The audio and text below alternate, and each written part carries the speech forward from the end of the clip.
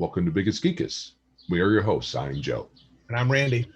This is episode 43 of our podcast, and the date is Tuesday. 22nd of June. The 22nd of June, because we are time traveling. Yeah. Originally, it was supposed to be that date, but right. Mr. Nichols got a wild hair up his hindquarters, and now we're doing it today. Couldn't get it out, so Joe had to suffer for it. So we actually are going to have an extra podcast. Yeah. So we're not going to know what to do with. So we'll figure that out. I'm going to be traveling in a couple of days to my family reunion. Going to get to visit some cousins stuff that I started D&D with, which is kind of a cool thing. So I may mention a little bit about that and positive material plan. I'm pretty pumped about going home. Right. But first, we have some call-ins. Sweet.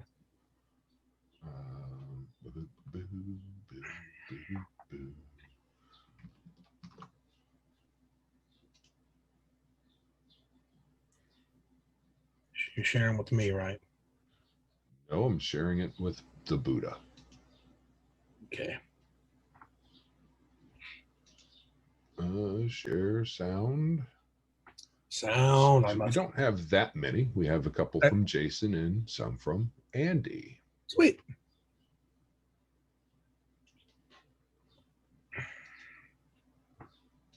Hey guys, Jason here.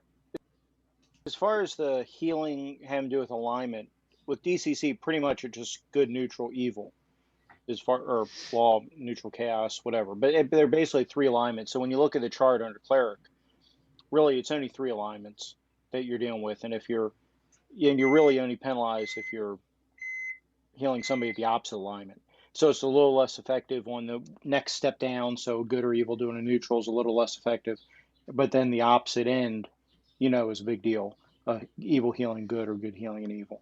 But you could definitely do it per deity, right?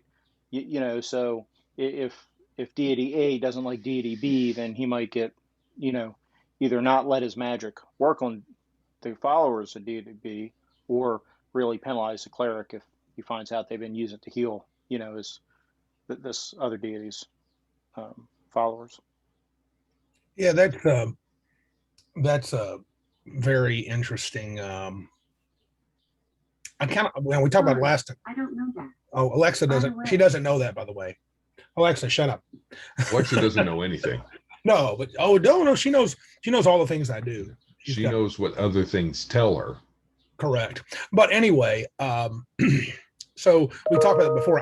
I'm really a fan of this idea, but I would start from the healing spells do base, whatever they say in the book, to non-directly aligned, to the furthest away. I don't know if I would say it doesn't heal, but if you're truly opposed, let's say you're a priest of the big enemy of the god, maybe he gets half healing.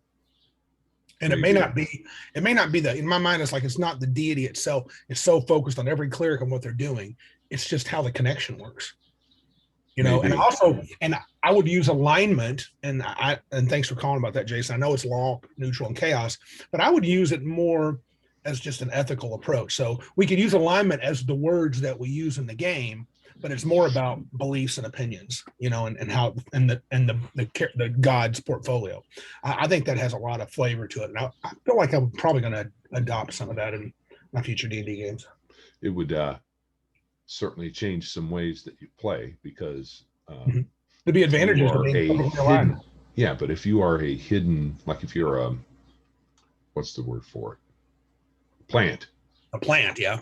Right. So if you're playing someone that's evil in a good group, and you're a plant, and you've been able to hide it up until now, and then you get healed, and then it's kind of, oh, something's not kosher here.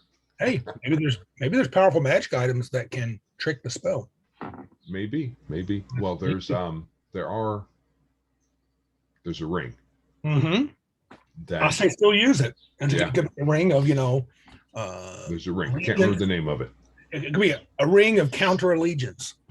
Because to me, the alignment's just the terminology we use in the game. In the world, you go, I can't heal you because you're character neutral. That's not what the cleric would say. He'd be like, that spell didn't work very well. He goes, is there something about you I should know? Right. I'm suspicious of your motives now. I mean, my God makes it, because cleric would be think it's his God telling him that. But yeah, I think that's cool. I love it. Right. I love it, actually. And as far as pantheons go, I like the Greek pantheon works really well for me, or the Greek one. So I mean, the Roman is about the same thing, but so you have gods, and you might have elder gods like Titans, and you have a bunch of other supernatural beings, but you don't have. But I'm not big into having the Greek gods, the Norse gods, and the Hindu gods all in the same game. So I pick one pantheon and stick with it. Definitely multiple deities, but don't, or like we talked about, maybe you have multiple pantheons. When you go up north, they say they're worshiping this other set of gods, but really it's the same gods. They're just called a different name up there, or they're different aspects. But you have the same basic 7 or 12 or whatever, deities. That's all there is. And they may have their petty jealousies and everything else. That's kind of how I look at it. Yeah, I definitely, I kind of like that approach too. I mean, I'd probably have a few more deities, and maybe not though. I like the idea of them being worshipped by different names in different cultures. I'm not particularly drawn to either one. It all just depends. It really just depends. It's a background thing that Yeah. Just a DM preference, the story, the setting. Yeah. It's not a big impact on the players. Mm-mm. As far as completing the game, I would love to. Unfortunately, most groups just don't last that long, or they want to switch and play other games. A lot of people that I've played with past couple of years don't really have the staying power. They don't want to stay in one game and play one game continuously for a long time. Carl Rodriguez over at the Gemologist Presents. He's into playing a long-term game. And I believe that RFED, Darren Green, who doesn't have a podcast, I believe he's into the idea of long-term games. But a lot of the people want to switch. They want that variety. So we end up hopping system to system and game to game. I'd definitely be down for settling in. And I think, doing rapid level advancement may be the answer, or just skips. So your 12th level, well, we're going to skip up to, skip 3 years ahead, and now we're 15th level. You could do that too. Yeah, I'm much more for, if you're going to skip something, skip the low levels. I've played low levels a lot. Yeah. So the play doesn't change a whole lot. And I know that there's folks out there who are like, you got to earn your dues and stuff like that. Whatever. Yeah. For me, I'm not quite, I wouldn't say just whatever. I would say, I think I liked your idea of rapid advancement. Like maybe you do a level every session until you get to a place that you like, or every adventure for sure. Heck, maybe 2 levels, just because you're like, okay, your first level, we did a big long adventure, took us 3 sessions. You know what? You're third now. Unless if everybody at the table has played it and you're like, I know how this works. Right. Okay, boom, let's do it. Yeah, I think that's cool. And I think there's something to what he said about people who just crave variety. We're a society that gets bored easy in general. So I could see that being the case. Whereas back in the day, all we had was, the little red booklets and the blue booklets. And we're like, hey, let's just play this crap. And that's all we got. And as far as we knew at one point, that was the whole game. Right. I remember I got the expert set pretty quick, but I was like, I guess the 14th level, that's it. I mean, remember when we thought 6th level spells were like, whoa, these are the apex of magic, Yeah. So. And at some point, we didn't know that there were other games. It was we didn't. Just D&D. D&D was all that existed as far as I knew. Yeah. But at that point, it still wasn't. It's just that's all we knew. Yeah, that's all we knew. This is early 80, 81. So maybe 80. It's all play style. Sure. So if you are just want to take dips into different games instead of sticking around for the whole game, I mean, that's just play style. It's funny you'd mentioned that, and then I talked about how I think I noticed when I listened to one of the podcasts that I was like, I don't think I could play a Savage Worlds all the way through. But you know what? We darn near made it in Necessary Evil. Yeah. You guys went from novice to heroic. You're at the edge of heroic. But I would like to see our fantasy game get to legendary, just to see how everybody is. And I think the solution might be, like you said, multiple campaigns. We may need to get other folks to get in and have a rotation. You DM a few months, then I'll DM a few months, and you DM a few months, and then I'll DM a few months. Right. Or at least I'll DM till we're a little tired, and the DM wants a change, and then you do it. That might fix that. And Jason plays in a lot of groups. He could probably pull that off. Yeah, if any one of those groups decided to be long term, sure. Yeah, just say we're going to stick together, but whenever we come back to Call of Cthulhu, this is who we play with. Right. You know, right. It's like Jason, John, Andy, and someone else. We do the Call of Cthulhu, and I don't know if Andy plays with Jason, but and this other group's going to be, you know, so and so, and Joe, and Randy, and Glenn, and Eric, and blah blah. You know, that sort of thing. Yeah. Yeah. That's cool. Yep. Thank you, Mr. Jason. Yeah, always count on you. Hi, Randy. Hi, Joe. It's your number one fan again, Andy Goodman from Grizzly Peaks. Thank you for your message, Randy. I mean, honestly, I've never enjoyed a message as much. It was 50 minutes of bliss, of pure 50 seconds, sorry, of bliss, because it was just white noise. Just white noise. It was wonderful. You know, I thought I was going to get, you know, some kind of full-on assault from the grumpy old grognards, and no, it was just really, kind of, I guess it was art or something. But anyway, I am the person you need to speak to about Call of Cthulhu and long-running campaigns and Master of Nyarlathotep, because, well, if you haven't heard much of my podcast, you wouldn't know, but I have been running Masks now for a good long time. Let me tell you about it. Okay, hold on. So, question, Andy, when you say that, because I've had some issues with my stupid phone, and I apologize, is there actual white noise? But it sounds like you're responding to some of my statements. So, but it could be that I left stupid messages. I didn't mean to. I may have left, you know, a whole bunch of nothing, but I actually talked, and it wasn't a blast. So I don't know. Maybe, let me know if I actually left just, if you could, it was incomprehensible, or if you're just being super cool with your words. And by the way, you are getting close to our number one fan. If it wasn't for Jason being on our podcast so much, he'd be number one. Right. We might even try to find a picture of old Andy and just say number one fan and put it on our webpage. That would be good. I think we'd appreciate that, actually. That's cool, Andy. Yeah. But I didn't leave you like a non-message. I actually tried to leave a message, so it might have been my stupid phone. Right.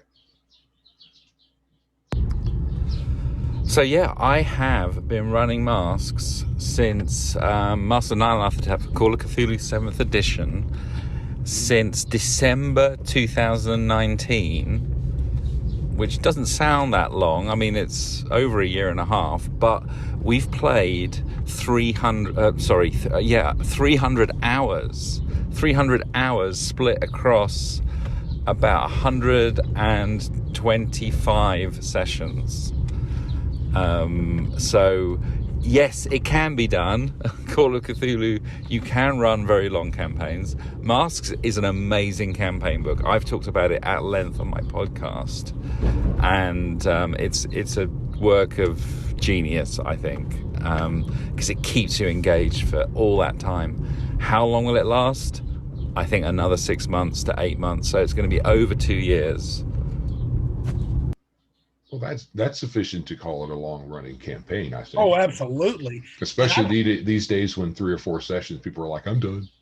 So it sounds like Andy plays around 2.5 hours. I think he plays online, but that's impressive, Andy, absolutely. And I think I have heard everybody that's played Mask and Nyarlathotep have said and I think it's a big, thick adventure book or module. And I know there's like a special edition because Shaun Kelly from Gaming BS got the big deluxe box set, and you get like handouts galore and all the cool things. And I've heard people say it's the greatest adventure module ever written. I mean, really, just because it's so rich and people just really can play for like ever. And it's a story. It's not like a big, it's not one of the super dungeons like the world's greatest dungeon, which is kind of like dog poop. I mean, it really was. My opinion. Dog Which one? The world's largest dungeon. Remember that back in the third edition? You get a book about 2 inches thick, and then it's just monster. Yeah, room, monster. Yep. There's probably a way to do that where it's not just, rinse and repeat type stuff. But I hate repeating myself. I left 2 comments that I wanted to. I got to, when Andy calls back, I'm going to call again because believe it or not, the comments I left were he and I have a lot in common. I read his, listened to his podcast, one on the power, where the power lies and getting superpower, talking about GMs and players. And he GMs a lot like I do. Probably, well, at least descriptively, but we talked about that. You can describe how you play and it doesn't sound the same at the table, look the same at the table. But yeah, sorry, go ahead. But really, in answer to the question you pondered about progression, character progression in Call of Cthulhu, of course it does exist, but it's in a very different way. I've got a whole episode on that called failing to, what is it? Failing to progress or something like that. I don't know. Anyway, yeah, of course, your characters increase in this very incremental way as their skills increase, but it's not really leveling up. They don't get any more hit points. They don't become any harder to kill. So it is very interesting. They become more capable, but they're just as vulnerable. And so there is a sense of progression, but it's really different to D&D. They don't level up and gain new powers, except in the pulp version. In the pulp version, they have these ways of gaining new and weird skills that is pretty interesting, and it's not your grandpa's Call of Cthulhu, that's for sure. I think he's referencing Trail of Cthulhu. And so, Andy, that's 2 podcasts of his I've got to listen to. I want to hear his review of Masks, and I want to listen to Failing to Progress. But yes, Andy, I left you 2 messages, and they were meant to have words in them. It was not meant to be white noise. So, but if you were, doing a play on words, that's fine too. Yeah, because he might be calling your commentary white noise, and that's you fair. are white, and you I'm made white, noise. and I did make noise, so that's very fair. It's possible. Yeah. All right. Thanks. Thank you for all the callers. Yeah. All good. 2. Hey, that's right. Good comments. Quality. Yes. So, positive material playing. I got a bunch. You got some stuff? You want to go first? Not really. I mean, I haven't played since last time. I have. And the only thing, stop bragging. Bragging. The only thing I've seen online has been in the form of the negative, but nothing really new. So I don't want to beat a dead horse. So, I know things are going to happen that we're going to get negative again, but we kind of hit a lot of the big ideas that we find bothersome in the industry and beyond. Yeah. So, I mean, we may not have very many more negatives. We might. Who knows? I'm sure something will happen. We'll have to talk about it. Right. Okay, first thing, the minor thing. Got Lion and Dragon. Okay. And I'm going to turn around here. Mid video. This is it. And I got the hardback. So, and it looks really nice. And I always liked it when I saw it on the pundits videos, but it's very easy to read. I love just the basic black and white print, but it's got a nice space in it. It's not all crammed in tight. Good for old eyes, but I'm excited about that. And that's the kind of layout that's better than, there's so many busy layouts, lots of images, multiple colors, all that stuff can be a bit distracting. Yeah, but I was pretty pumped for that. Secondly, as I mentioned, I played Swords and Wizardry last night with our buddy Tim from Cabin Con and his 2 boys. They're like 8 and 11. It was like herding cats, dude. I hadn't seen them for a while, and I love the boys, but they're just like, especially the youngest was all over the place. He was grabbing my dragons and looking at them while we're trying to play and saying, "Are we going to fight this?" And I'm like, "No." But we had a really good time. I struggle with struggle's not the word. I've got to get back into it. You're supposed to announce your intentions before you roll initiative. Well, it's a different paradigm. It is, and it kind of matters. Otherwise, it gives you more fluke. And maybe it doesn't mean it kind of matters if you want to play old school exactly the way it was set up. At least the original game, I guess. A lot of people did. I don't know if it matters on the table that much, though. You could argue you get to change your mind. I still need I want to read Old School Essentials and a few other the old school stuff like the basic RPG, because combat movements got me a little perplexed. I accidentally let his oldest son, I let Tim cast a spell. He was playing a cleric and move, which I don't think is right. And I'm really kind of down with the OSR sickness, but I do think it's a big chunk of nostalgia to play it straight. But I keep seeing things in the game that I would adjust. I did some things with skill checks where because the oldest son knows 5e, and he's like, "Where's perception at?" He saw the character sheet. How do you find things? And so he literally asked that. How do you find things in the game? He said, "Well, you got to turn knobs, you got to open doors, you can look under rocks." And he's like, but at the end, he loved it. Mm-hmm. He goes, I want to play 0th edition of D&D again. He loves it. That's what he called it. He's a math dude. The oldest is, I've tutored him a little, talked to him about math more. He's really a whiz at math. And he just thought, he figured out, well, I had this one creature attacked. He saw me roll a 17. I said, 23. And they hit him. And he goes, he was +6 to hit. I mean, he caught that just like that, you know. And the oldest, he's a hoot. And yeah, we had a really good time. We almost had a TPK. The oldest gets a little nervous sometimes. This is twice in the adventures I've run, he's fled. They can count. He went and hid for 3 rounds, and both his brother and his dad were dropped. And then he shows up, and he's fighting this 6-hit dice creature, and he's playing that fighter pre-gen from Cabin Con. And he just rolls a 20, followed by a 19, and he ends up beating this thing down, not killing it, but it fled.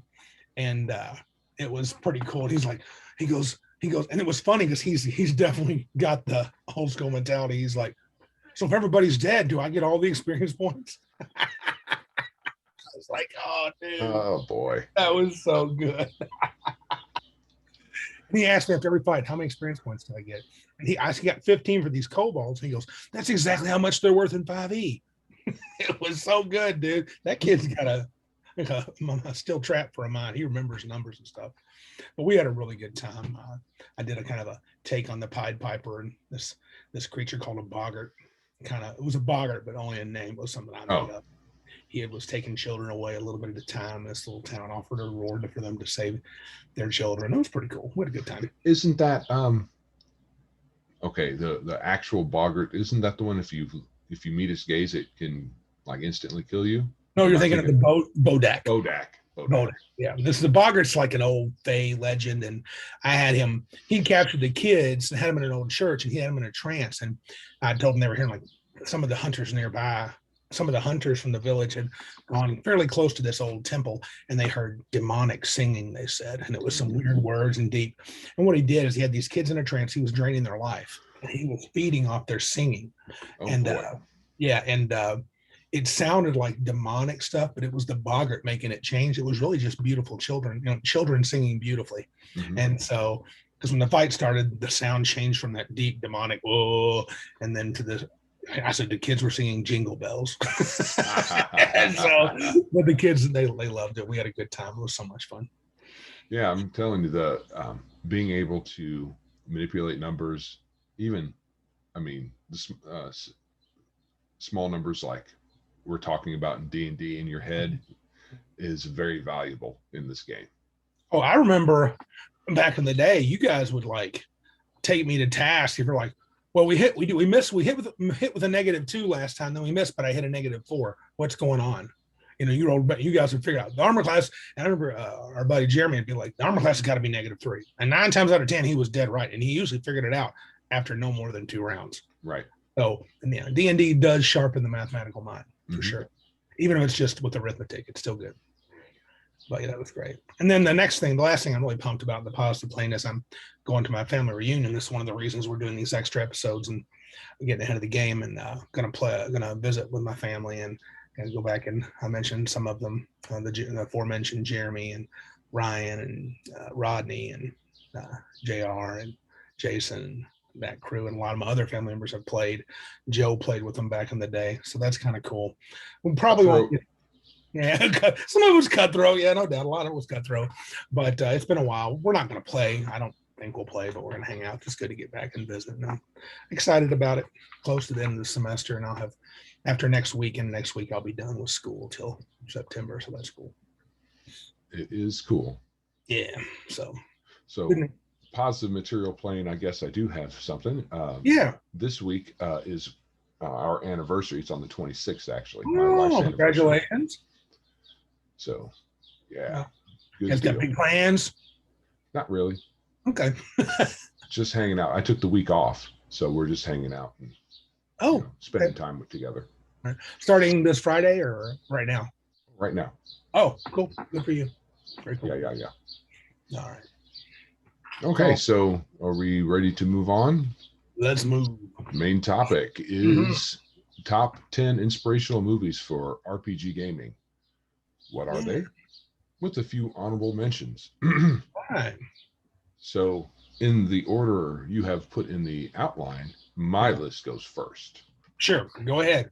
Hit me with the. Do you have a? Did you rank them like that? Were you able to? I didn't really rank them. It's hard. It's hard to rank that kind of stuff. I ranked mine, but they kept changing, so I just stuck with my last one. So, why don't you give us your top 10 movies, and I'll give my top 10, and then you can give me your honorable mentions, and I'll do my honorable mentions. Right. So when I did my top 10, I saw yours first before I did mine. So I decided to exclude all the ones you have in yours. Oh my, that's tough. Some of those are it's not. I thought it was first, but when you think about all the movies, I mean, we're old. Yes. So we've seen lots of movies, and in between us and over the years, and there's lots of good movies, and even though in the modern era there's probably a lot of better cinematography and special effects and stuff like that. Sure. There's other things that are not that great about them, because most of it, especially with the kind of movies that are associated with our hobby, they kind of overly emphasize the special effects and all that and the visuals. Yeah. So in no particular order. Okay. Superman. Oh, yeah. From back in the day, 77, 78, 79, something like that. The Donner Superman. Yeah. Donner. Yeah. Blade. Oh, yeah. Dune. Yep. Almost put that in there.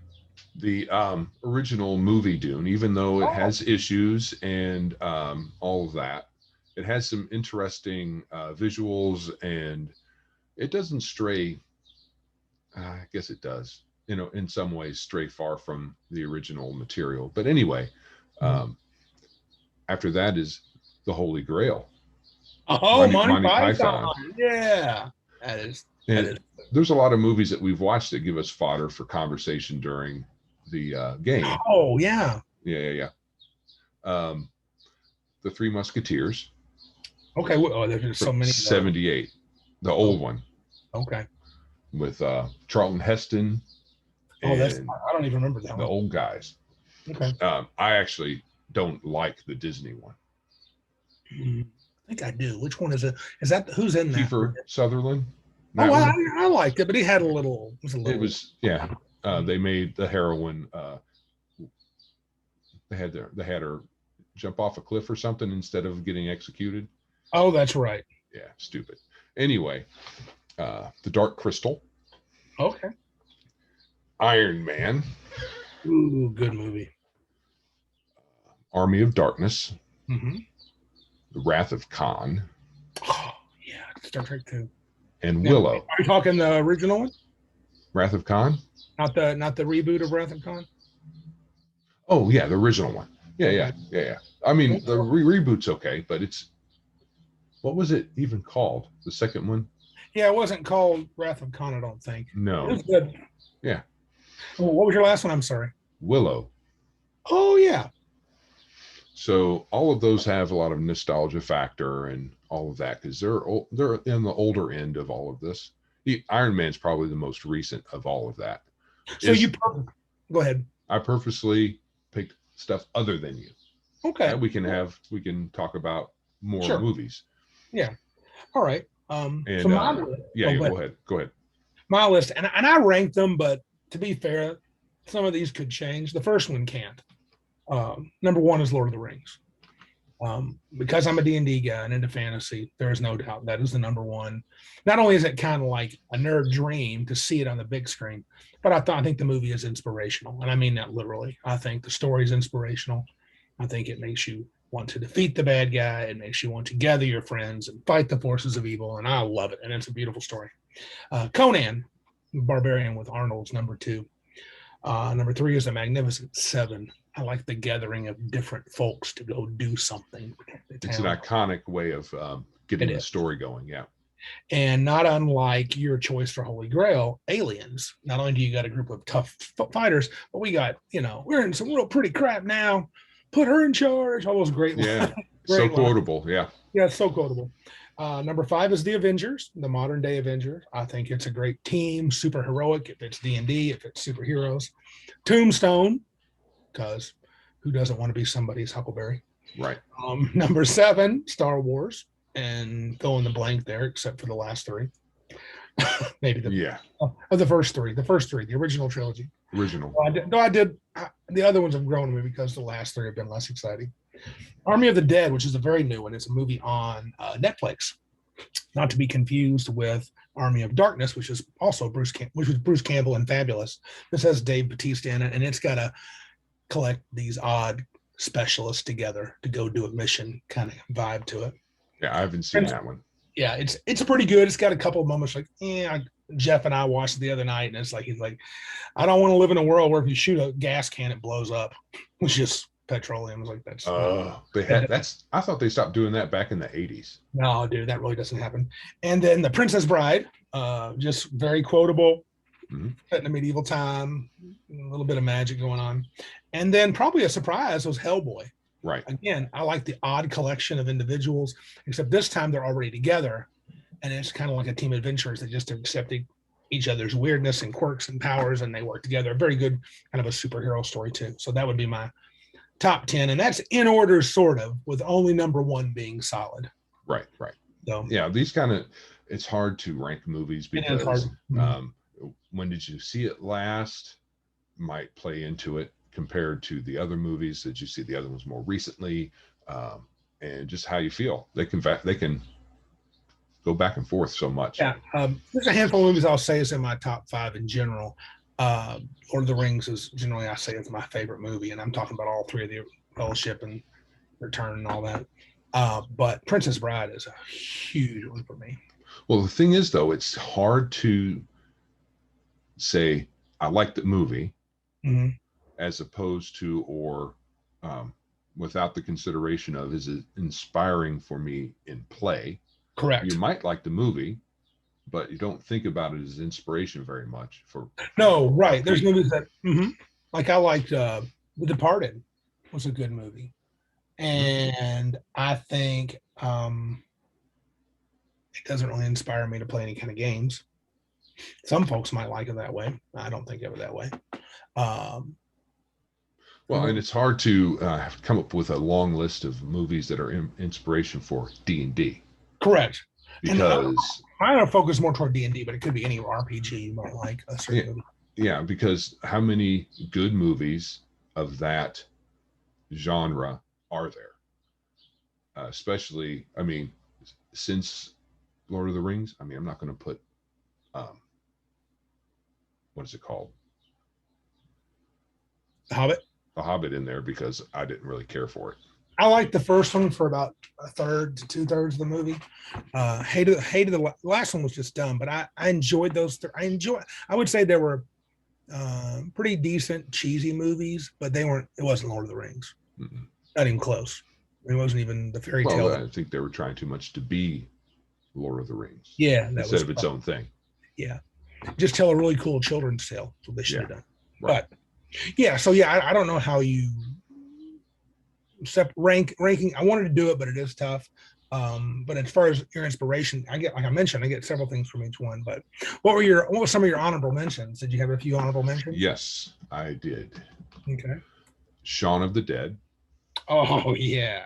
And that's a gather up your friends to. Yeah, it is. They weren't trying to beat the bad guys, but that's what they ended up. They're trying to live doing along the way. They're just trying to survive. Yeah. Near Dark.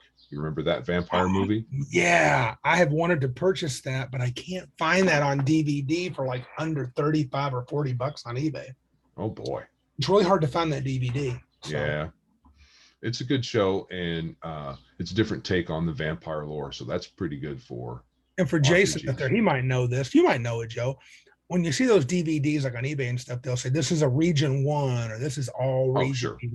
What does that got to do with anything? That has to do with geographical location. So DVD players, I don't know which regions are which, but you buy a DVD player in America, it'll play whatever the American region DVDs are. Oh, right. And not necessarily, it's not necessarily going to matter to us mostly, except for what you're talking about. You might be able to find a region 2 or 3, whatever they're called, version of that for cheaper, but you may not be able to get a DVD player that'll play it. Remember, we were talking with our friend Robert from across the pond, and he had mentioned to me when he came to visit once that I had to buy this region whatever DVD player. Now it makes sense because he was traveling quite a bit then, like Thailand and stuff, and he would get DVDs, and then he'd have to have a certain player to play on it. So interesting. Right. Mission Impossible. Oh, the new ones? Are you talking about the old movie? Oh, no, it was a series. So you had to be. Well, no, the movie, yeah. And the first movie, the stuff after the first movie's kind of hit and miss, and they changed their formula. The first movie was more about the intrigue, and there was some action in it. Mm-hmm. The second one was like just a tour de force action thing, and it really strayed far away from what the original formula was. I think they're mostly fun though, and I think Cruise mostly fun. Yeah. Mm-hmm. And Unbreakable. Oh yeah, excellent. M. Night Shyamalan. Yeah, because it's an interesting take on superheroes, or a superhero, because I still haven't seen the other two. Oh, you need to borrow mine. You Glass need to, and Splinter. Splinter. I haven't seen those two. Glass is better than both of them, in my opinion. Really? Yes. Glass is most excellent. It ties everything together, and you get to see the good guy in Unbreakable, the bad guy in Splinter, and then Glass ties them all together. And it's pretty good. I went to the theaters to see it. Where was I at? Baltimore, I think, on a conference, and we went to go see it one late the last evening. And we really enjoyed it. I enjoyed it.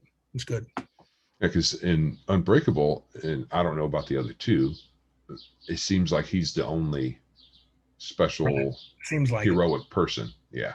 Yeah. Of course, there's the super genius correct bad Glass. guy. Yeah. Mr. Glass. Mr. Right. Glass, yeah. It's good.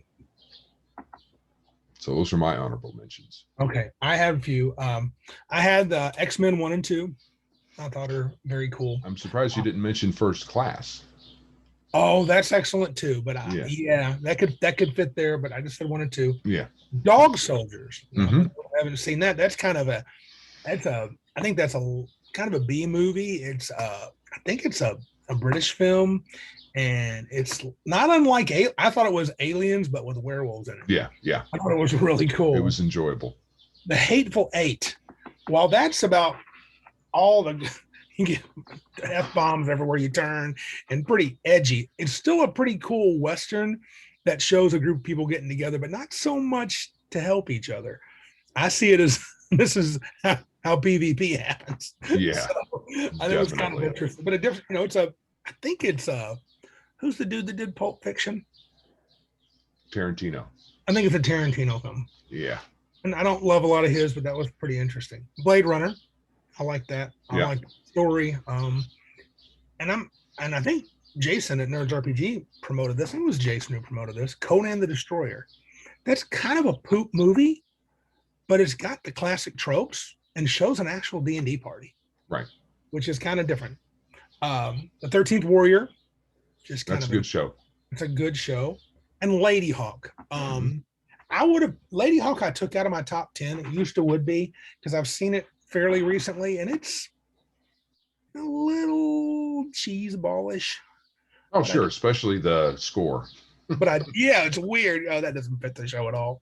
But isn't it synthesizer music? Yeah, 80 But I mean, Broderick's good in that. Rutger Hauer is great in that. Michelle Pfeiffer's in it, and it's got a cool. She and Rutger Hauer are lovers. Spoiler here, and they've got a cool curse on them that's kind of neat to watch through. But those are my honorable mentions, and I could probably put a dozen more in here, but those are the ones that I like. And I think we've hinted at it. Is there any of them that stand out to you that say, hey, I like this one for inspiration because? Do you have a because for any of the ones that you'd like to mention that comes right to your forefront? It's like, just mentioned a little bit along the way. I know we did too. Okay. So I think, oh, you know what? I missed one. Oh. Anyway, if I was going to put another one in here, it would be Captain America. Oh yeah. Definitely an honorable mention. I think Superman is inspirational as a player who wants to play heroes for sure. Yes, absolutely. The ultimate hero movie. Blade for me is the ultimate. If I was going to play a vampire show, I want to kill the vampires. Not be a vampire. Yeah, you and I just can't do the World of Darkness, Joe. And like, so we're turning into a vampire. Is there a way we can like fight the vampires and cure it? Because we want to be the heroes. We don't want to be the bad guys. Right. A lot of them are visually inspiring, especially more modern movies. And then other ones, like they have when they have an ensemble cast about how the party dynamic. Yeah. And they talked about quoting. I mean, thinking about the movies they have, what are greatly quotable? I've got Aliens, Tombstone, super quotable. Princess Bride, super quotable. Army of Darkness. Army of Darkness, quotable. What else do you have that's Wrath of Khan? Holy Grail, Wrath of Khan. Khan. Yeah, there's a lot that are really quotable in there. Yep. Yeah, for sure. So, do you think when you're playing, so you get inspired, you sit and you watch Superman, and then the day before the campaign begins, you watch Army of Darkness. You're like, dude, because they just make you want to game because you see these tropes in there, you see these stories that are pretty well presented, I think. Do you think you should try to mimic these at the table? How about stealing the plot? What do you think of that? People talk about that as advice. Yeah, stealing the plot, at least borrowing elements of the plot and modifying it for what you want your game to be like. Sure. Yeah, and it doesn't. No one comments, though. I think a few times you've said it, and I think even Jeff has said it. It's like, this sounds a lot like this movie, and I'm like, yeah, there's a reason it does. Well, and the other thing is there's only a few plots, right? And everything is just a variation on it. Yeah, I think the movies can inspire you by, you mentioned like in Superman, seeing the heroes. I don't call it the journey, but being the hero. Captain America is a little bit of the hero's journey, and it's the little guy wins the day, becomes the big guy, can kick the butt. I love, like I mentioned, with Magnificent Seven, a gathering of heroes to do a job to save this town. That can definitely be that's a classic trope, and you can just see a character like, say, you look at, and I'm thinking of the new one, the new Magnificent Seven, not the old one wasn't good. But with Denzel as the lead guy, I really like him. He's calm, he's collected, he knows exactly what needs to be done, and it's really cool. Then you have Chris Pratt's character, who's kind of a little bit of comic relief, but he's actually a serious gunfighter, and he sacrifices. Well, spoiler here, he does a little self-sacrifice. That's kind of cool. So there are some things about the old version of the Magnificent Seven and the new version. I wish you could combine them and get rid of the bad parts, and you could have a better movie. There are things about the Magnificent Seven new one. I'm like, no, I don't like that. I don't know if I was bothered by any of it, but I wasn't. I'm not sure. I remember watching the original. I think I did, but it's been so long. Yeah, I've watched it fairly recently. Okay, so I probably should check that out. I mentioned before that I do like to do research, and we talked about rippers on this last couple of episodes ago. I really like movies as research, especially when I've done it for Deadlands. I watched a lot of Westerns to get ready for a short Deadlands campaign. I do it for, I've watched it for, Sense and Sensibility. I think that's Keira Knightley and Colin Firth. Mm-hmm. It's a Jane Austen movie, right? Yeah. That got me thinking about Victorian era stuff. I think that can be a great tool, especially like for me, if I'm new to a setting. I've not run many Westerns. I'm more now that I play Deadlands more. Mm-hmm. I've not run many Westerns. I've not run many, Victorian era monster setting games. And so it helps me do research, and I see visuals. I remember I even took notes. What was that trilogy? but you said it before, where Clint Eastwood does the good, the bad, and the ugly. And Yeah, fistful of dollars, a few dollars more in the good, bad, and the ugly. Yeah. That trilogy. I watched that and took actual notes. Mm-hmm. And I used it when I described, because I saw this little town. I don't remember which one it was. It starts as a little boy. He's riding a donkey, and I think he's grinding corn. It's got the donkey attached by a piece of wood to this grinder, and he's riding it around. And I was like, oh, okay, that could be a little home there somewhere out in the West, and you come by and little kids doing something like that. And it just kind of inspired me. And I noticed there's a consistent theme. All the towns literally in the Westerns look the same. I mean, that's not true, but like you have this straight shot through the town, and then there's buildings on either side. There's always a barber. There's always a big saloon. There's always a whorehouse, which is usually above the saloon, but it might be separate. Mm-hmm. And then there's the barbershop always has a coffin leaning somewhere that they're going to, in case someone dies, and they got Boot Hill. Right. And it's there's a lot of tropes that you want to, steal for that. Right. But I know with Victorian era stuff, I've been watching several shows with my wife on that, and some similar stuff, some PBS stuff, and it can also be inspiring for that kind of genre, or just a particular type of character you might want to play. Someone you might want to play a dandy. And D&D is kind of a kitchen sink kind of thing. Sure. You can have anything in there. Not to everybody's taste, but a lot of people play it that way. And you could have someone like that, or just someone who's very particular with etiquette.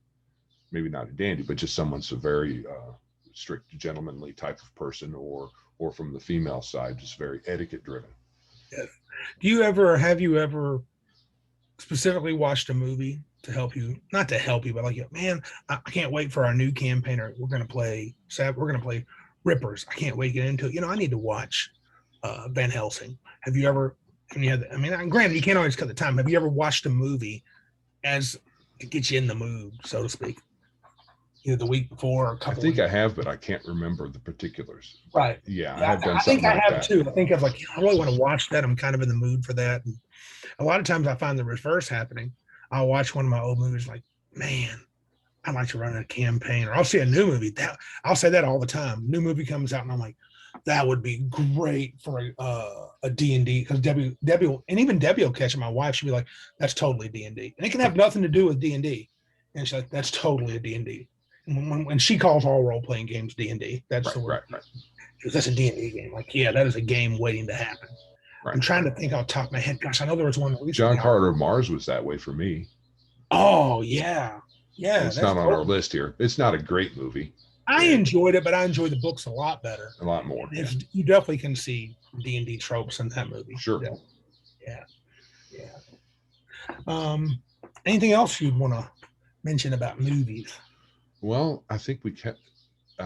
I made some notes about what about these movies are inspiring, and sure. We talked about characterization, how certain characters, like the hero trope and all that, they can be inspiring for lore within your own game. You can take bits and pieces from any of these or all these movies and reskin them as a lore in your game, and that goes into world building. All these things have a way of doing their world building. Some better, some not so great. And then the visuals themselves can be inspiring for location pieces in your game. Mm-hmm. When you think like, what was it? In Hellboy, I'm trying to think, when he's fighting that beast in the library at the beginning of the movie, there's this kind of massive dog-like thing that keeps growing as the fight continues. It becomes bigger and bigger. I thought that was pretty inspirational. He was throwing Hellboy through the wall and just beating with Abe Sapien, and the girl who does the fire thing was pretty cool. But yeah, I think sometimes that's definitely a thing where you just see a scene and a situation. And I mean, Val Kilmer in Tombstone, when he comes up from behind the tree and Johnny Ringo's like, my fight's not with you longer. I didn't take it serious. He goes, well, I did. It was really cool, just like, oh man. I think that's Val Kilmer's best role. I thought he was so, whether he was, I don't know about the true history, and who really does. Probably some historian knows more about Doc Holliday, but who can know so much? I just thought he was cool and funny, and I just it was. I can't imagine him being in a better role than that. I don't think so. Yeah, I loved it, and I got to quote that again. He's like, Johnny Ringo's like, "You're going to fight for what's his face," and he's like, "I got lots of friends." He goes, "I don't." Right. It's like, that was so good. I thought, I get those chills up my spine, and I think I told you. I know you didn't watch all of Game of Thrones, but there's a guy named Ramsay Bolton in that who is, and I know a lot of folks can rightly say Game of Thrones can be kind of like torture porn, not torture porn, but like misery porn. Yeah. And there's a dude named Ramsay Bolton. Oh yeah. Mistreats Sansa, one character in there, so badly. Spoilers. And finally, when Jon gets him cornered. And of course, when Jon's coming toward him, he's shooting arrows at him, and Jon's like blocking away with his sword and shield, and he, because it's within like melee range, and Jon gets up to him and just grabs him and just beats. I mean, it's one of the times where I literally feel my muscles tensing up, because I'm like, this dude deserves what he's getting. Beat him till he can't move. And I know it's maybe not very Christian, but it's like, this is justice. He is not revenge, it's justice, because that guy is a dirty, dirty dog. I mean, those sort of things just kind of, it's rare that you see that. We're just like, oh, this is awesome. And so, and in those scenes, I would love to have it. I've talked before how I would love this to happen with your character Butch and the High Guard and his great enemy behind a wall of force. Mm-hmm. Just, he's monologuing because he needs protection, because you said Butch would rip his head off immediately. And just like, I could just see Butch pacing, I've said it before. And that just seems like a scene that I want to happen. I don't want him to get away, but I want him to, like, something happen. Maybe your wizard finally figures out how to dispel it or use disintegration. And Butch is like, it's on. That would just be so cool. But that would be great. We ready to? No, I don't think so. Let's move on. Yeah, let's do it. Let's see. Yes. So we got like it, love it, or leave it. I am unprepared for questions today. Oh, I do enjoy it. I'll give you a minute to think about it, and I can go first, and I can. Or do you want me just to go? How about you just go? Because I don't have anything. Oh man! All right, we'll just go with Joe. Yeah. All right. So this could end up heading toward a negative place, so people don't want to hear this. You want to shut this off. Here's the first word: Disney. Leave it. I like the old stuff, but nothing new. So no. Done with no. Don't like their direction. They can. I will ignore Disney from now on. I know. I think that's kind of where I'm heading. I think someone says, "Oh, there's a new show out. It's from Disney." I'm like, "Oh, I don't care." Yeah. Well, that also, if you want to be consistent, that those out Marvel doesn't hurt my feelings. Yeah, same thing. Yeah, Star Wars, which doesn't really hurt my feelings. So, yeah, I'm kind of done. I don't like their preachiness. How about this? This is a direct gaming. What do you think of min-maxing? Taking your characters, minimizing their limitations, and fully maximizing their capabilities. I don't care. It's good. It depends. I know people poo-poo on it, but it's fine. Making a capable character is just fine. I don't say capable. I'm not talking capable. Capable is one thing. Yeah. Min-maxing is not just capable. Not in my opinion. I think it is. No, min-maxing is minimizing your. You think that's capable? Minimizing your. That's one way of making a capable character.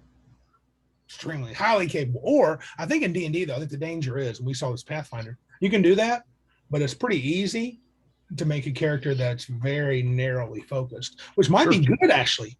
If everybody did that and picked their niche, you pick your fighter who does this thing, pick your cleric who does this thing, then the party could be super powerful and capable. Yeah, so the min-maxing isn't the problem. The problem is if you're in a game where you're all role-playing, and actually having a personality attached to your character. Mhm. If you are min-maxing but not doing that, then there's something hollow about your character. You're just a set of stats, nothing really more. Yeah. So, but in general, you think it's a good thing. So you would say love it or like it? Like it. Like it. Like it. So Yeah, it's fine. I used to be in the camp where I would say like, well, why not play a 4 intelligence fighter? Why not play a 3 wisdom wizard? And I'm like, I get the fact that people say, oh, it's fun and challenging and make a role play. Okay, but it can get pretty sticky. Like Patrick was on our show not too long ago. He talked about playing a 3 intelligence barbarian, and the DM got upset at him because who wants to play a guy who is completely mentally deficient? Right. That's not very much a hero. It's fine if you're not terribly intelligent. Maybe you have a 9. You're like, I wasn't too good in school. Right. Doesn't mean you talk like an idiot. Because, I can speak and I can buy things and I can talk to people. But I'm like, I wasn't, solve this complicated math problem. Nah, I'm not really good at that. I can't do that. Yeah, I can buy things, but that's it. I was watching an episode of Professor Dungeon Master, Dungeon Craft, and he was talking about his grimdark stuff. And he's like, you have to roll for your hit points. Your con doesn't add. So you could end up with 1 hit point. Yep. And anybody who didn't want to play that is narrow-minded. Really? I thought you just said that was his style. He actually said grimdark is his style, but he was talking about this one particular thing. That or if you didn't like your stats, if someone said if they complained about their stats, didn't like their stats, he would say they're narrow-minded and they suck. I don't know if I agree with that at all. No. It's a different play style. It is. Now, if you come to the table and you and the DM, you say, look, here's how we're doing. Here's my conceit. And you're going to have to be a part of this, be a part of the game. You're going to roll your character and you got to live with it. You don't get to, I don't care if you have a total modifier of -4, adding all your stats, pluses and minuses. You're playing the one character that you roll today in front of me. Right. Because I want us to play you get what you get sort of game. I'm going to live by the dice. You're going to live by the dice. And if you're like initially like, I'm down with that, then you shouldn't complain. If you have a wizard with 8 intelligence, deal with it. Maybe you shouldn't be a wizard. That's what I want to play. Oh, well.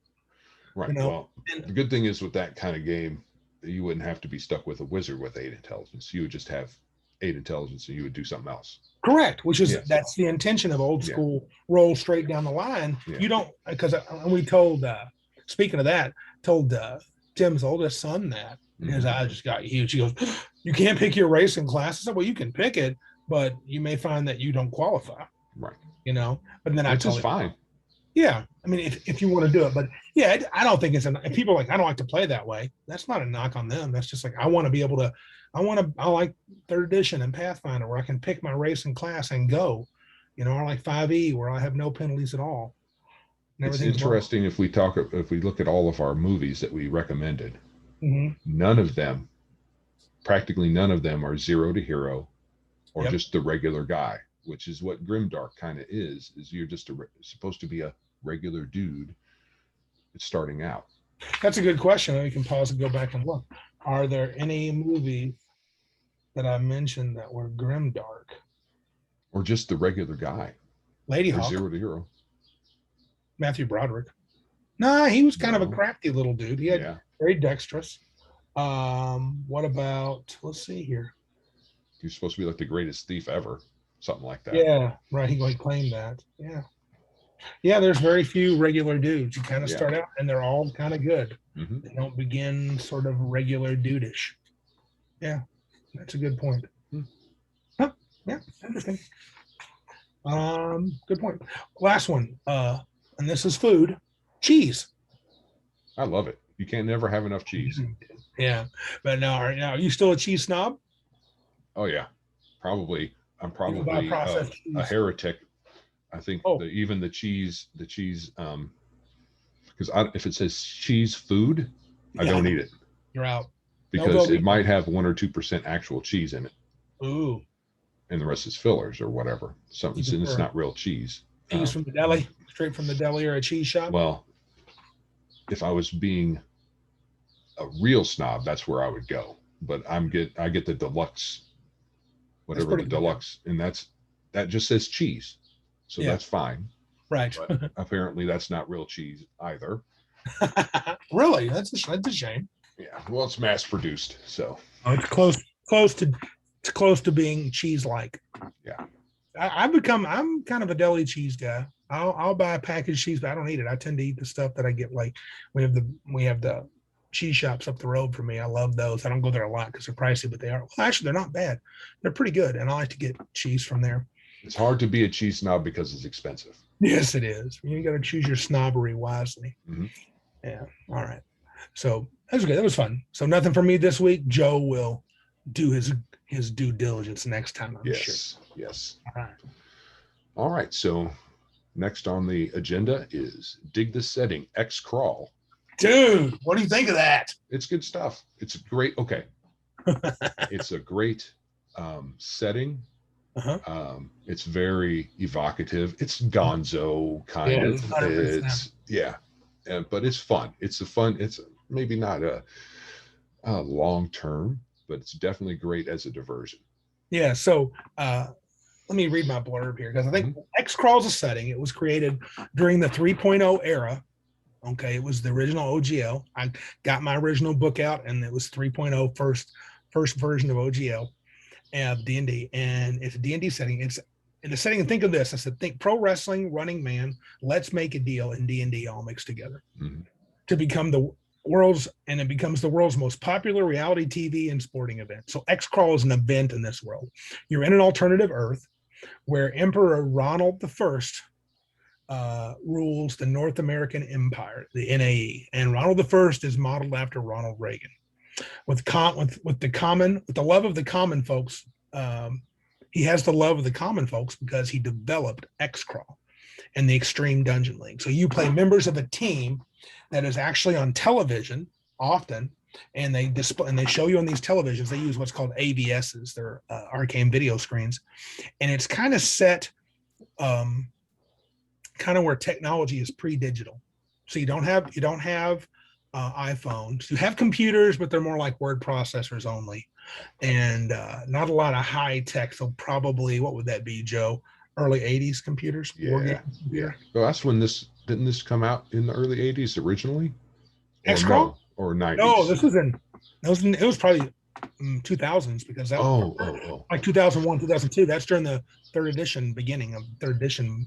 Oh, that's true. Yeah, is your team good enough to make it from the boffer leagues, which they call Division 4, where you have non-lethal? And so what you do is you go on these all the way up to what they call the unlimited class, very deadly 16th level plus. And they have these DJs, these dungeon judges, that literally spend money to create dungeons. And they use AVSs, arcane video screens, to show people across the U.S. and other countries the action. They have a group called the Dungeon Gangstas that they use as one of their examples. And you have sponsors. So your fighter may have a sword and his armor is just covered in sponsorships, brought to you by Toyota, brought to you by McDonald's. And he uses his own names for the companies, but you could easily just, in your world, you can use whatever you want. For sure. And they come out of the quote unquote green room, and the group goes off, and they have real fights, real adventures. And if you're not in the boffer league, it's legit. They used to say in X Crawl, when you die, you die. So it's legitimate, and you don't get raises, and people go crazy. And after you defeat a room, it's not uncommon for an MC to come out and say, "Tell them what they've won, Johnny." And the screen will pull by. They've gotten 2 potions of healings and 1,000 gold pieces each. And the crowd goes wild. And of course, and sometimes you'll have, and these dungeon judges are paid a lot of money to literally build these dungeons. And so you have this mixture of slightly modern technology, and and they say all other sports have stopped being played because this is so popular. X Crawl is just unbelievably popular. So it's a lot of tongue in cheek. They have made a Pathfinder version called Maximum X Crawl, and I put a link in there to the new beta version for the DCC. It's going to be XCC, X Crawl Classics. That might be a great fit. That or Savage Worlds, but that has got me intrigued. You can download that for free, and it's only about 16 pages, a small preview. But I think you said the setting is definitely unique. I love the feel of it. It's definitely gonzo. Lethality is high, I love the idea of a green room. I like kind of the stickiness of it, kind of the Running Man vibe. I think it's rich. I think the world outside of X-Crawl, the way they describe it, is outside the dungeons, is also ripe for picking. Though a drawback is I've never managed to run a full campaign and really explore that, though I've threatened to. I think it's got a lot of cool things. Characters get signature moves in the game, and they're actual mechanical advantages that if you can make certain things happen, you can do you know your bionic elbow from who was the one that did that? Who was the wrestler? Dusty Rhodes to the bionic elbow, and remember Jerry Lawler that came up on the top rope and he'd have his fist and do that thing, or his fireball. You can have your cool move, right? And pull that off. There's break rooms like mid-dungeon. Your character get a break. Okay, folks, we're going to time out for commercials, and our X-crawlers are going to take a little break, and you literally walk out the dungeon after you slaughter all the goblins. You sit down, have a smoke, drink some coffee, eat a sandwich, and they have clerics there that'll come in and heal you for a certain price and stuff because they're sponsored clerics. And it's pretty funny stuff. And I think it's beautiful for a one shot like Cabin Con. Rereading the book and looking at the highlights the other night, I was like, I think I should run X-Crawl. If the DCC comes out, I'm probably going to run X-Crawl at Cabin Con. It really does sound like a good fit for X-Crawl. Yeah, and the dude that created it, Brendan LaSalle, is a seriously good dude. He, from what I've read about him, now he works for DCC. He used to have Panda Head, his own company. He built this game, and I've met him. He's a good dude. Our buddy Josh has talked to him extensively online and face to face.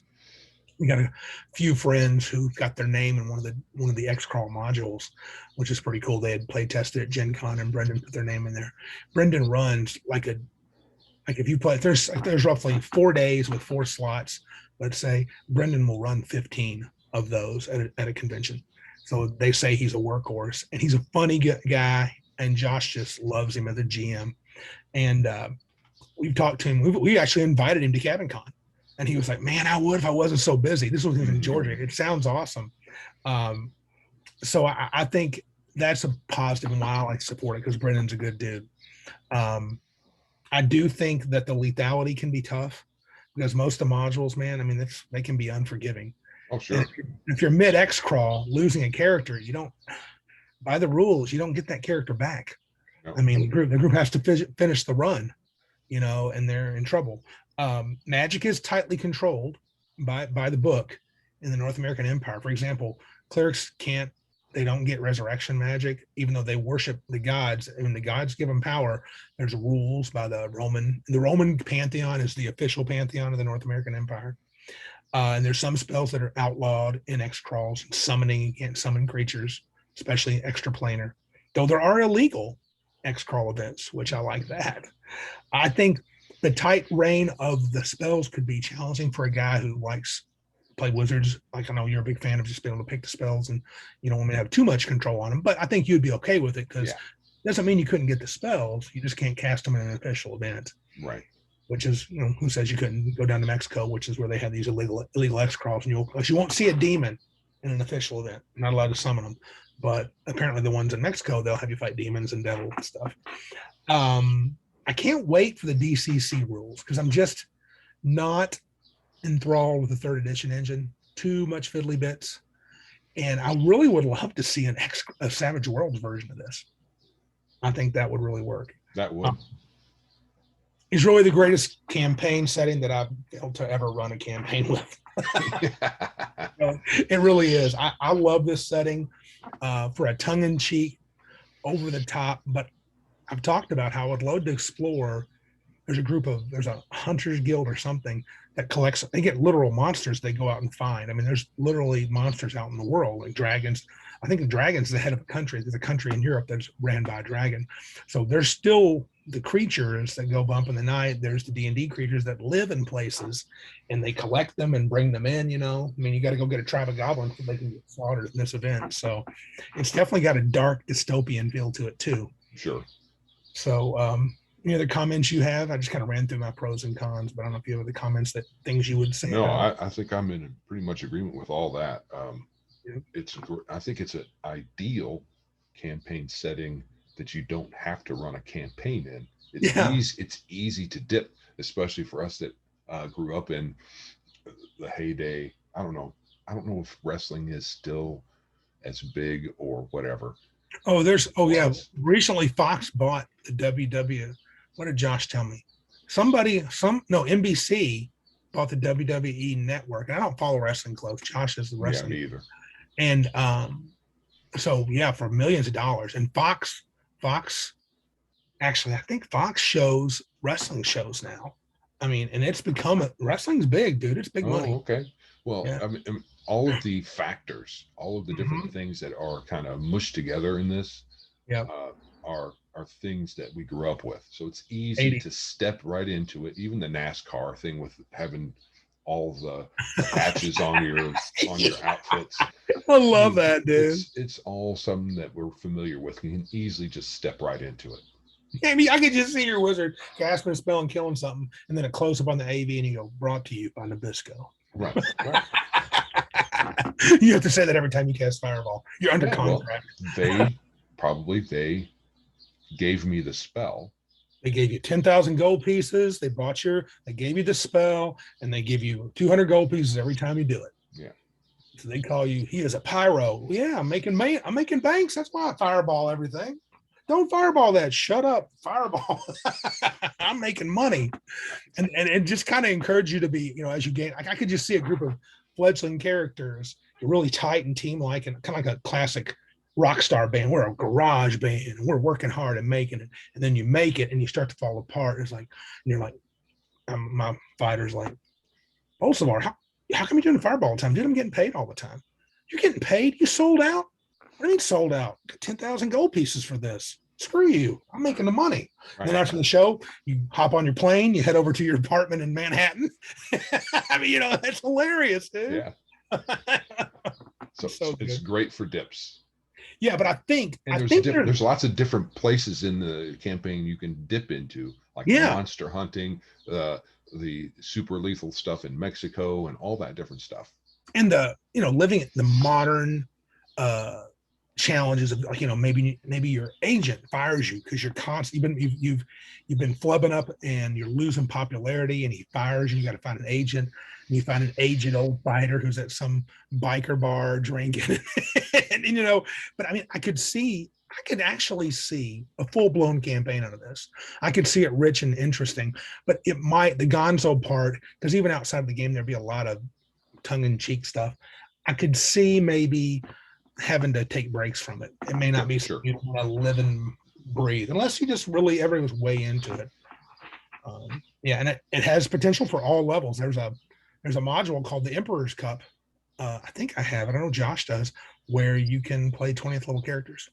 It's the ultimate of ultimate X-Crawl events, and it's for only 20th level characters need apply. That's something. That's pretty. All right. How would you rank this bad boy? Definitely large. I think I would I like it.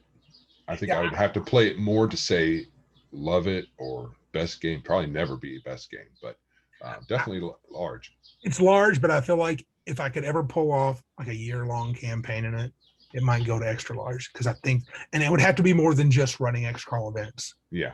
The characters' lives outside of X-Crawl have to matter, and I would absolutely want every character to be.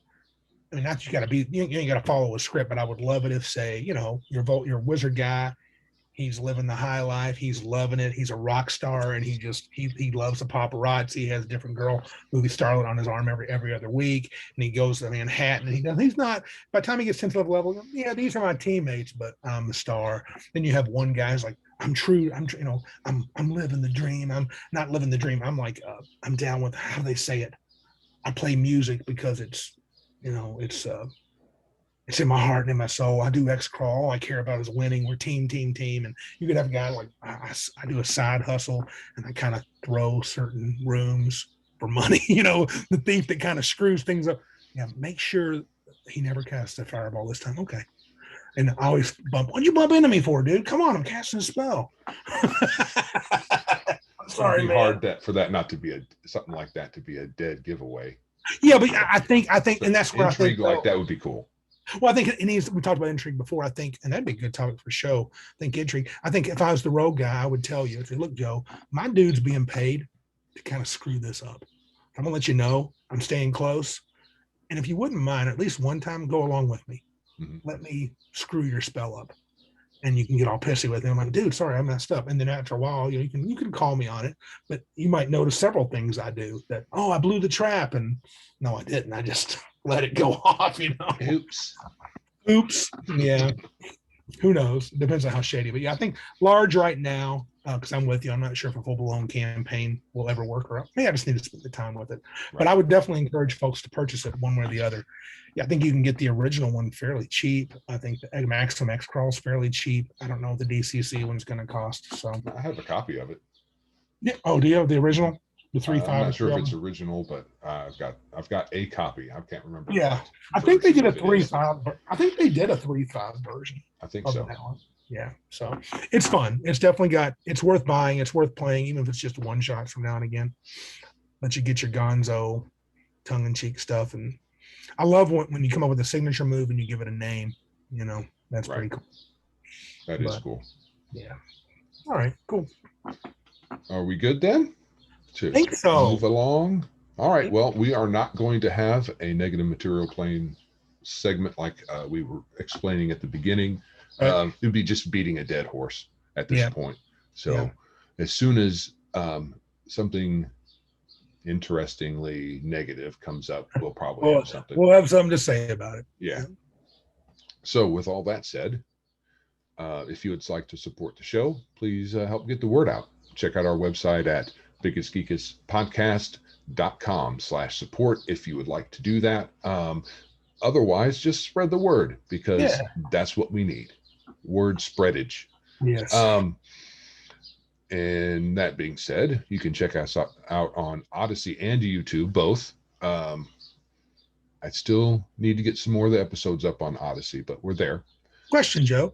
What do you think about BitChute and Minds? Have you heard of those kind of video places?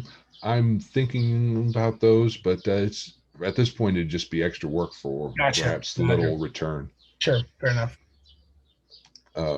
Even Odyssey's kind of iffy on whether it's worthwhile at the moment. Gotcha. Rate us on Apple, iTunes, or other podcatchers. And our new email is thegeeks@biggestgeekuspodcast.com if you want to send us any questions or comments. We'd also encourage you to check out a few podcasts. The list grows, and it's in. We'll have a bunch of links in our show notes to let you know what those are. A lot of good ones. A lot of good ones. And we good? I think we're good, bud. All right. Well, this is Joe. And I'm Randy. And remember, if you can't be big like us, then be geeks like us.